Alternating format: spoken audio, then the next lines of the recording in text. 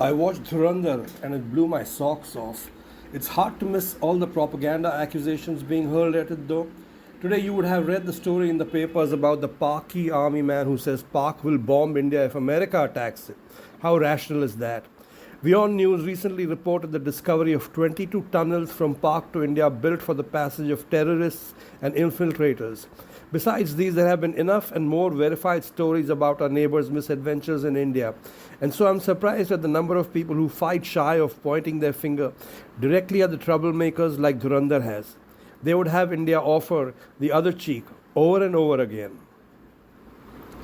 I want to understand this misplaced charitable attitude towards our neighbors with a cool, rational mind without anger. What makes us so indifferent, so oblivious to our own troubles? What makes us dismiss their shenanigans so casually? I don't want to go into a rant because I used to be like these people. I have a few observations. This is my understanding, my theory about what makes us so self denying. You're free to disagree. I suspect this indifference and dismissive attitude of the new India stand is more prevalent among the westernized, English speaking, convent educated city folk. I don't speak as an outsider here. I myself am part of that crowd, westernized, etc., etc. I speak, sing, think, and even dream in English. And if you're educated in English, then you're naturally tuned into the West, which means you don't know your own country's art, your own country's literature, poetry, sculpture, your writers, your poets, your history, your achievements in technology, metallurgy, Ayurveda, yoga, etc., etc., etc. My friend once told me he preferred to read poetry in his own language because it had apni dharti ke mitti ki khushbu. Made sense. Basically, I'm a stranger in my own land. I know more about jazz and rock than I know about Indian music. And I could list so many more beautiful things Indian that I have yet to discover. And all these things help build stronger roots, and our roots are weak. We are strangers at home. And how can you love and care for something and someone you don't know? But I changed. A lot of my friends think I have turned weird. How did this happen? Besides looking inward, I credit this change to some books I have been fortunate enough to read. A lot of Indian history, not the distorted version we are taught in our schools. I remember Arun Shauri's eminent historians, A.L. Basham's The Wonder That Was India, Paramahansa Yogananda's autobiography of a yogi, etc., etc., and also the great Hindi film melodies of the 60s and 70s, and many more things Indian. They have strengthened my roots to a large extent. I want to add this animosity, this masochistic outlook towards one's own country may be prevalent among other Indians too, but I only speak about the above mentioned westernized city folk because I think I know them better. Point number 2. People living in cities like Mumbai, Delhi, Kolkata, etc. are alienated from their own country and their own selves. I remember witnessing something in Chandigarh that made an impression on me.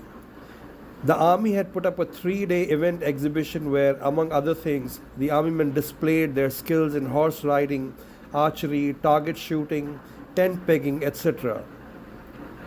This can only happen in places like Chandigarh, etc., because the army is mostly up north. It was hugely impressive. It was a completely alien world for me. For the first time, I saw up front the focused, dedicated, devoted men and women who were guarding the nation, complete strangers who were willing to lay down their lives for me, for us. Don't believe for a moment that you sleep well at night because of the lock on your door or the security guard outside your building. We sleep well because of these brave, dedicated people who keep us safe. Most of us living in big cities are not sensitive to these facts. Living in the city alienates you from the heartbeat of your land. City folk also believe food comes from supermarkets and refrigerators.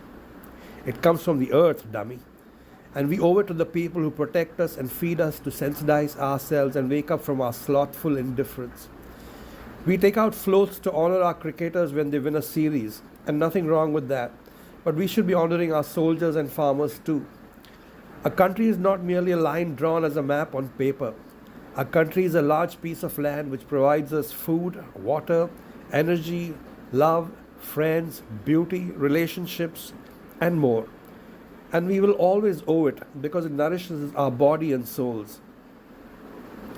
In a globalized world, it's considered uncool to talk about my desh, my country. It's considered regressive. But look around you. Globalization has a downside. When push comes to shove, every country will first protect its own. And you can see it happening now. Globalization ain't so cool anymore, baby. Point number 3. I also believe we are a kind, compassionate people. We have never tried to convert anybody to Hinduism. We have never invaded another country. Things are far from perfect here, I know. But our spirituality, our belief in karma, putting the other before ourselves, our non aggressive outlook, in a manner of speaking, have invited trouble and aggressors. Gandhi taught pacifism by example, and although he was very familiar with the Bhagavad Gita, I don't think he followed its teachings. The Gita is set on a battlefield where Krishna advises Arjuna only after several attempts at making peace to take up arms against those who have wronged him. But Gandhi taught us to turn the other cheek instead. Turning the other cheek just once is more than enough, as Munna Bhai pointed out in the film. But we have been turning the other cheek over and over again. Thanks to its spirituality, India forgot to put a steel fist in its velvet glove. But it will run out of cheeks if we keep turning it forever. I believe Dhurandhar is just one flash of that steel fist. By calling it propaganda, we also trivialize all that the Kashmiri Pandits have gone through.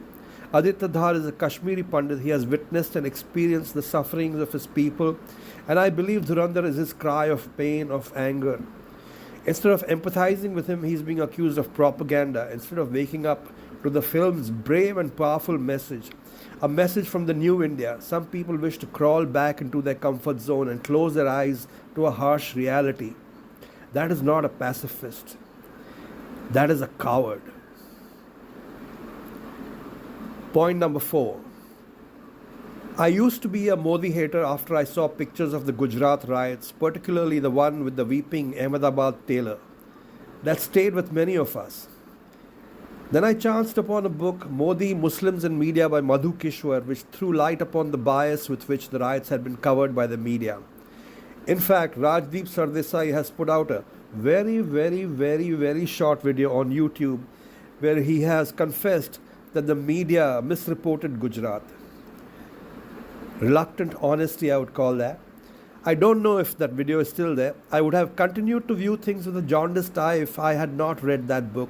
And if you hate the PM, then you are supposed to hate everything he does. And I too would have trashed the manner in which my country has retaliated against Pakistan's terrorist activities here.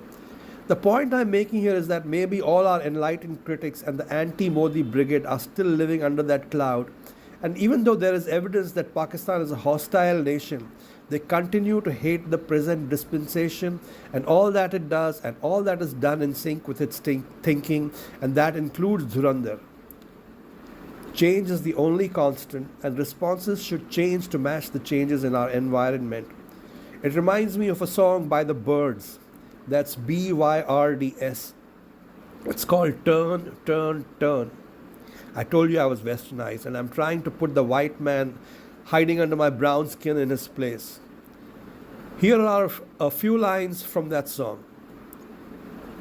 To everything, turn, turn, turn. There is a season, turn, turn, turn, and a time to every purpose under heaven.